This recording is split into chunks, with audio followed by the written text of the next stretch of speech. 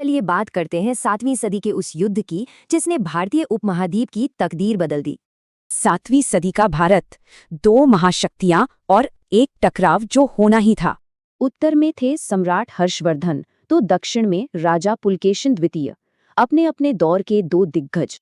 तो पहले बात करते हैं हर्षवर्धन की। सिर्फ 16 साल की उम्र में वो सिंहासन पर बैठे थे। अपनी राजधानी कन्नौज से उनका साम्राज्य पूरे उत्तर भारत में फैला हुआ था। लेकिन हर्ष सिर्फ एक योद्धा नहीं थे, वो कला के भी बड़े पारखी और एक शानदार नाटककार थे। अब जैसे जैसे हर्ष की ताकत बढ़ रही थी, दक्षिण में एक और शासक उभर रहा था। ये थे पुलकेशिन द्वितीय, चालुक्य वंश के सबसे महान शासक, जिनकी राजधानी थी बादामी। उनकी ताकतवर सेना ने दक्कन में कई इलाकों को जीता और बड़े बड़े राज्यों को भी हराया। तो अब दो बड़े साम्राज्य थे और दोनों ही फैल रहे थे। टकराव तो होना ही था। हर्ष ने आगे बढ़ने का फैसला किया। वो अपनी सेना लेकर दक्षिण की ओर चल पड़े। मगर उनके रास्ते में एक बड़ी चुनौती थी। पुलकेशिन अपनी जमीन बचाने के लिए तैयार खड़े थे।